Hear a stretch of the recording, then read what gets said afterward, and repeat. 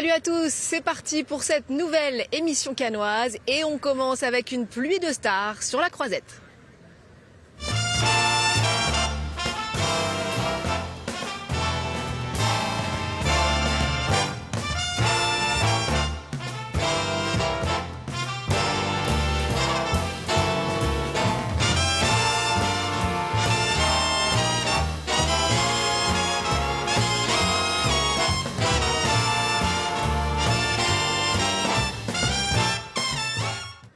Emma Stone, Richard Gere, Selena Gomez ou encore Kate Blanchett, les montées des marches du week-end ont été plus glamour les unes que les autres ce week-end. Vous avez aussi pu peut-être apercevoir Eva Longoria, l'actrice et productrice, est à Cannes pour L'Oréal qui organise ici le prix Lights on Women, une récompense pour mettre en avant le talent de jeunes réalisatrices et soutenir le cinéma au féminin. Eva Longoria a répondu aux questions d'Yves Jackson. Bonjour, je suis Eva Longoria sur France 24.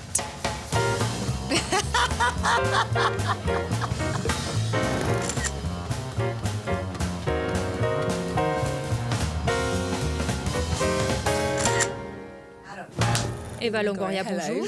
Bonjour. Qu'est-ce que le Festival de Cannes représente pour vous? C'est très amusant. C'est un plaisir. L'année prochaine, ça fera 20 ans que je viens ici en tant qu'égérie L'Oréal. J'adore ça, j'adore cette communauté de cinéastes et la sélection de films qui sont ici. C'est tellement international. Plus que n'importe quel autre festival. Parlez-nous de votre meilleur souvenir du festival. J'ai tellement de souvenirs. Vous savez, mon premier Cannes était génial parce que je ne savais pas ce que c'était, ce que ça signifiait. Je n'arrêtais pas de dire « Cannes ». Je ne sais plus comment je disais exactement, mais c'était pas correctement. J'ai acheté une robe à $40. Je ne savais pas encore ce qu'était Cannes. Et j'ai vraiment adoré cette naïveté. J'ai vraiment aimé cette expérience de jeune première avec des yeux tout émerveillés. J'ai aussi adoré venir à Cannes après la naissance de mon fils. Il était encore bébé et je l'ai emmené avec moi. Je venais d'accoucher et le fait de faire à la fois mon travail et de jouer aussi mon rôle de mère, c'était assez amusant.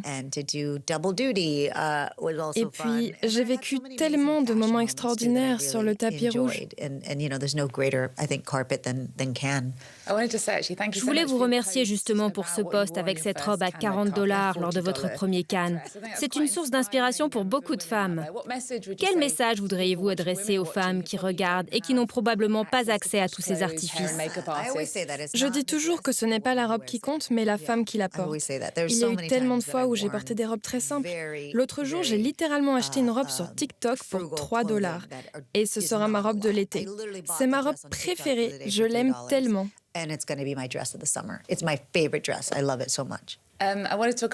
Je voulais parler un peu de votre carrière. Après Desperate Housewives, vous vous êtes lancé dans la réalisation. Ça n'a pas été simple au début. Mais 10 ans plus tard, vous avez sorti votre premier long métrage, Flaming Hot. Parlez-nous du chemin parcouru pour en arriver là. Vous savez, j'ai toujours été une réalisatrice-productrice avant de devenir actrice.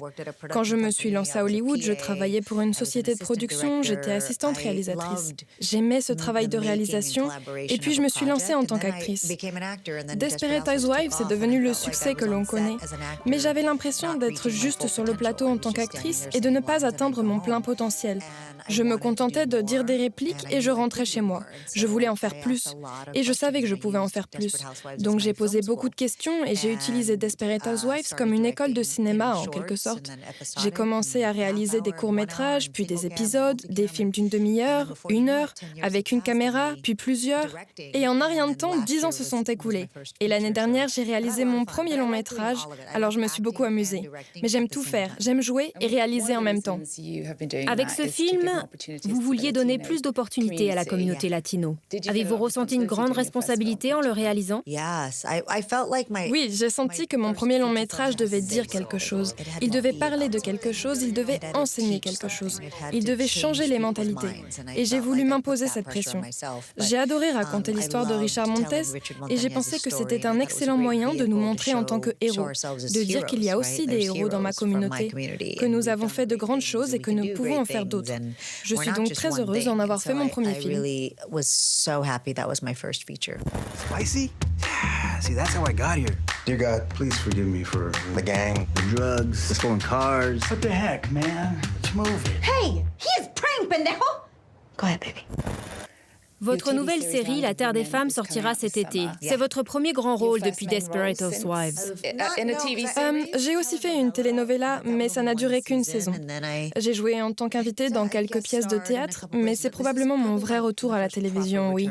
Et c'est en espagnol. C'est la première fois que je joue en espagnol. Que pouvez-vous nous en dire?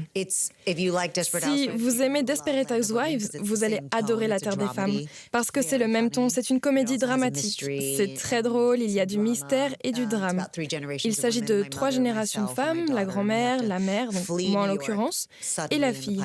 Et nous devons fuir New York et rentrer dans la ville natale de ma mère en Espagne. Je parle à peine espagnol et ma fille n'arrête pas de me demander ce qu'on fait là. Et je ne peux pas lui dire pourquoi. Nous sommes pas du tout dans notre élément et ça crée beaucoup de situations cocasses. Eva Longoria, merci beaucoup. Merci.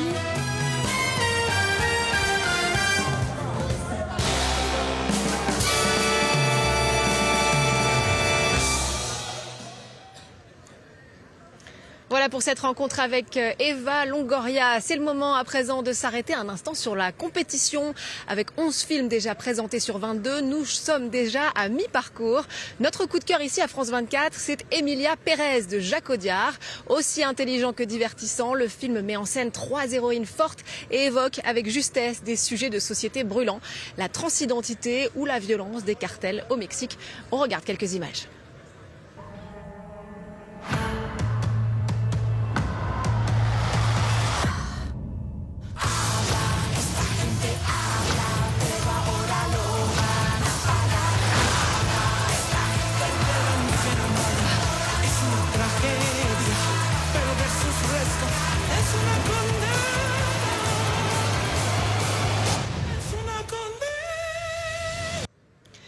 Pour incarner ces 3 héroïnes, on retrouve les excellentes Zoé Saldana, Selena Gomez et l'actrice transgenre Carla Sofia Gascon. On écoute l'équipe du film lors de la conférence de presse. Pourquoi au Mexique et pourquoi donc en espagnol? Quelque chose me choque énormément au Mexique, c'est tous ces problèmes de disparus, des féminicides qui sont vraiment une chose épouvantable. Quitte à faire une comédie musicale, quitte à ce que ça chante et ça danse, autant faire ça à partir d'une tragédie. Je veux faire passer le message que les trans sont des personnes normales, ordinaires, comme tout le monde. Je ne suis ni plus bête ni plus intelligente parce que je suis trans, et je ne pense pas que quiconque dans le monde soit plus bête ou plus intelligent parce qu'il est LGBT ou autre. Plus je me suis plongée dans le monde d'Emilia Pérez, plus ça m'a permis de comprendre mon rôle, celui de Rita, ce qu'on allait lui demander d'abandonner pour obtenir ce qu'elle voulait. On continue avec une autre histoire d'émancipation féminine, celle d'un groupe de jeunes filles en Égypte rêvant de devenir comédiennes, danseuses et chanteuses. Elles défient leur famille et toute leur communauté en créant une troupe de théâtre de rue. Les Filles du Nil est signé Nada Riyad et Eman El Amir et il est présenté à la Semaine de la Critique. Natacha Miret nous en dit plus.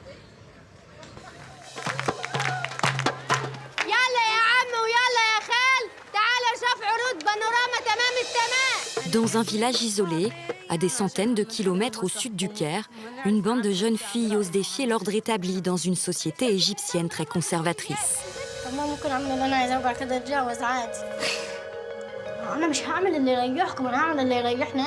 Les Filles du Nil, l'histoire de plusieurs jeunes femmes qui montent leur troupe de théâtre, bien déterminées à poursuivre leurs rêves. L'une d'entre elles veut devenir chanteuse, l'autre danseuse. La troisième veut aller au Caire pour étudier le théâtre. Nous les suivons pendant 4 ans pour voir comment elles passent de l'enfance à l'âge adulte et si elles parviendront à réaliser leurs rêves.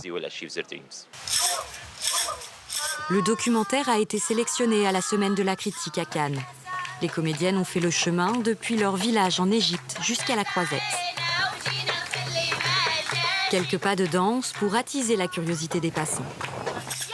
Tout comme leurs actrices, les réalisateurs Eman El Amir et Nada Riyad avaient à cœur de montrer que l'émancipation des femmes est un sujet universel. Ça se passe dans des villages, dans des endroits isolés. On suppose toujours que c'est seulement dans des contextes éduqués et avec des personnes cultivées qui sont riches et qui ont des connaissances et des privilèges. Mais en réalité, les femmes s'unissent et créent des mouvements partout.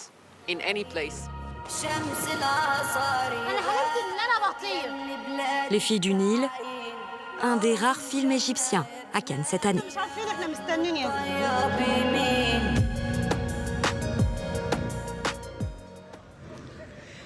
Et c'est la fin de ce nouveau numéro de À l'affiche à Cannes que vous pouvez retrouver sur france24.com et tous nos réseaux sociaux bien sûr. On se quitte avec des images de Limonov, la ballade du nom d'Édouard Limonov, célèbre écrivain et dissident russe décédé il y a 4 ans. Il est interprété par le comédien britannique Ben Whishaw. Le film du réalisateur russe Kirill Serebrennikov est une adaptation du roman éponyme d'Emmanuel Carrère. Je vous laisse découvrir et vous dis à très vite. New York, yes, fuck you! You see, the worse it is, the better I like. You are pretty frank in your books. Is it all true? I can only write about what happened to me. I hope Brodsky's comments didn't upset you. I don't give a shit. But Baryshnikov was ecstatic. When he was asked who I am, Baryshnikov said, "Oh, he's another Russian." I like that answer. Yes, I am just another Russian.